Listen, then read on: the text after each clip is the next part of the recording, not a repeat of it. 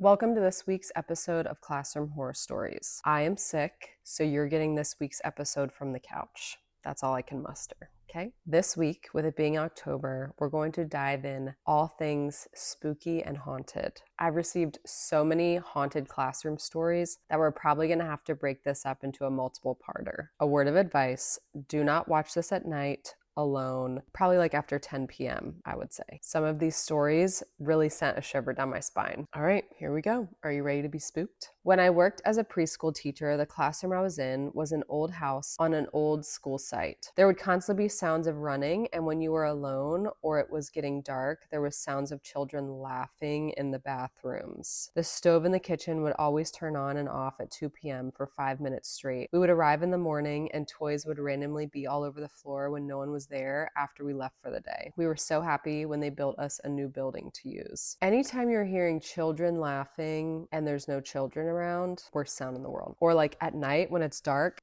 no, count me out. So one time I was sitting alone in my classroom and there was an empty space for our school garden beside our class, and there was a room in that garden that was used as a storeroom. So as I was doing some work, I heard noise of furniture moving from that room. I thought someone might be in there doing something. Then a loud thud sound came. I just looked at the room and brushed it off, and the next day I was talking to my classmate about something, and he told me that that room in the garden was closed since 2020. I just looked at the room and brushed it off, and the next day I was talking to my classmate who told me that that room in the garden had been closed since 2020 because one student attempted to unalive themselves in that room and died there. And that room hadn't been opened since then. Even until today, no one has opened it.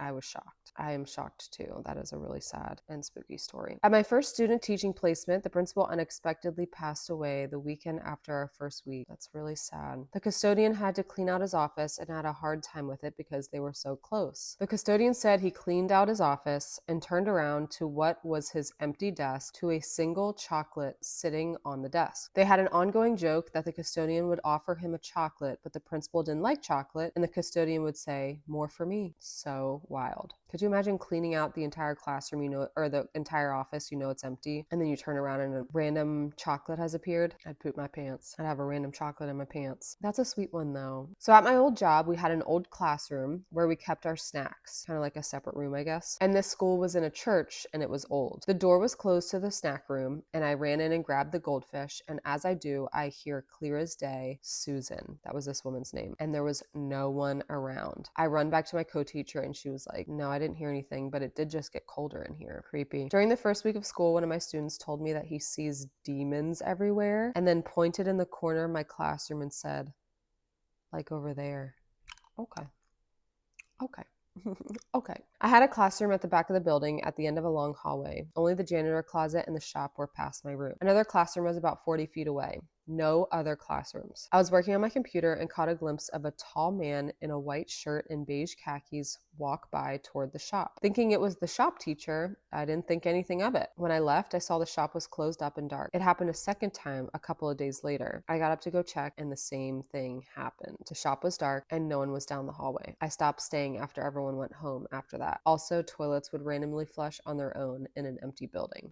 So I was walking the hallways during summer break because I left my instrument in the band room. Left the band room, and as I was walking down the hallway, I hear a voice coming from down the stairs. I head down the stairs and nobody was there. I went down the hall where I heard the voice, and something was standing at the end of the hall. But as soon as I went closer, it just vanished. I will never go back in that hallway. It's probably a good idea. In my second grade power hour reading group, a student kept telling me how tired she was. It was getting to be a regular thing. She would yawn and complain every day during our reading group. I finally asked her why she was so tired every day. She said, "I'm tired because my mom's baby keeps crying at night and I can't sleep when she cries all night long." I said, "Oh, I didn't know your mom had another baby." She replied, "Oh, she didn't. It's my mom's baby that died a long time ago. She keeps her in my closet on the top shelf, and I hear her cry every night."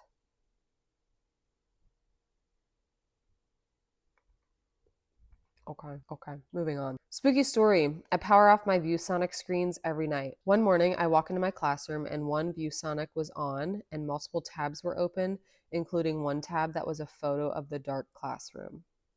Something took that picture. When I worked with 1.5, 2-year-olds, I was lining them up at the door to go outside, and as we were about to walk out, 3 out of 5 kids waved goodbye at the same corner up in the ceiling. Then one of them also looked up at the same corner and smiled. The only child that did nothing turned into my favorite kid for the rest of the day. It was so creepy. As cute as kids are, they can be creepy. They can be creepy as crap. I had a student years ago who claimed privately to me that he saw ghosts everywhere. I asked him if there were any in my classroom, and he said yes. He said they skitter to the corners whenever they see him. I teach teenagers. Big kids can be creepy too. I left a bunch of dice on the back counter of my classroom for a math lesson the next day. I was the last one to leave, and no students were in my room. When I came in the next morning, the dice were all facing up with the number 6. I picked them all up and said, I'm not going to allow this energy in my class. And I just tossed them back into the bucket. I had heard weird things and stories from previous teachers about the classroom and hallway, but since I never experienced anything myself, I never gave it much thought. After that happened, I decided to continue thinking nothing of it. Some other strange things happened, mostly noises like phantom knocking, but I just ignored them. You're better than me. I work in the 2-year-old classroom at my preschool. One morning, one of my former students was being dropped off, and his mom started telling my co-teacher and me a story. Apparently, he's recently had an imaginary friend, we'll call him Chuck, who's always watching from outside a window or door at home. I smiled and asked the little one, "Oh, is Chuck at home right now?" He shook his head no, then slowly turned toward our glass classroom door, pointed and said, "He's right there." Needless to say, I saged my room after school that day.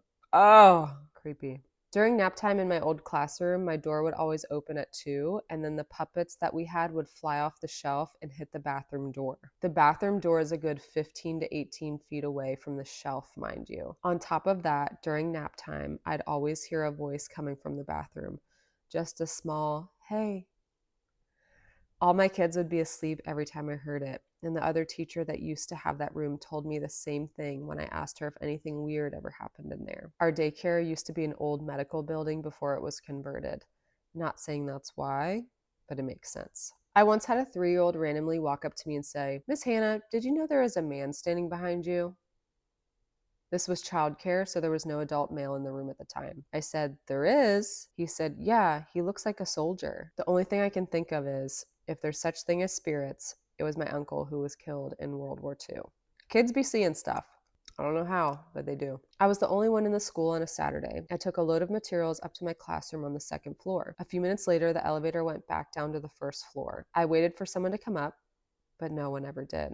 I checked the school again, and I was the only one there. I even made an all call over the intercom before leaving because I had to reset the alarm, so I know I was alone. On Monday, I asked if the elevator goes back to the 1st floor on its own, and I was told it doesn't. That was the last time I went to the school on the weekend alone. I don't blame you. My grandpa died during my first year teaching.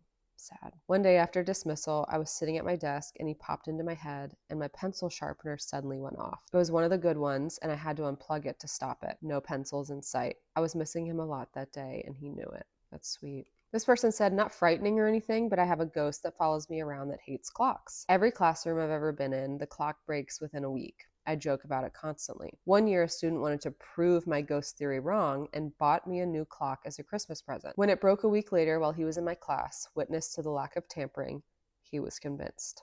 That is so strange. This one's weird. We were reading a book about time travel. Right in the middle of the reading, a student cried out, "Look at the clock!" We all looked and the hands were spinning backwards. It continued to spin for several seconds and then stopped at the correct time. Creepy. I had a high school student, a guy, who caused the overhead lights in my classroom to flicker and turn off when he walked past the light switch. Every time. And only him. That's weird. Why does that happen? Does he have like a metal plate in his head? What is that? Okay, last one for this week. I worked at a daycare on the Cherokee Indian Qualla boundary. I hope I said that right. The cameras caught a small girl with braids dressed in early 19th century clothing peering in from the full glass window that went to the outside playground. She had her hands up looking inside. You could see the buttons on her dress.